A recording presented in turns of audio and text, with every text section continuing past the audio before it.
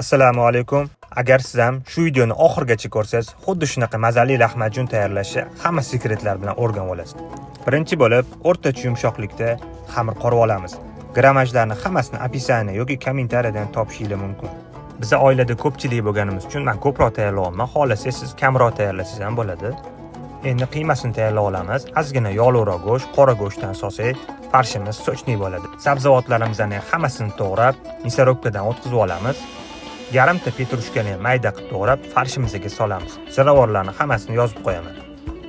Qiymamizni yaxshilab aralashtirib olib qo'yamiz. Duxovkamizni qizdirishga yoqib qo'yamiz. Xamirimizni 80 grammdan zuvala qilib olib, birpas uliga dam beramiz. Xamirimizni yupqa qilib yoyamiz. Ustiga farshini yupqa qilib surib chiqamiz. Qizigan duxovkamizga 5-8 daqiqaga tiqib, shu usulda bitta-bitta ketma-ketlikda pishirib olamiz. Dasturxonga pomidor, limon, petrushka, nasharab souslar bilan tortamiz. Video yoqqan bo'lsa like bosib, sahlang qilib qo'ying.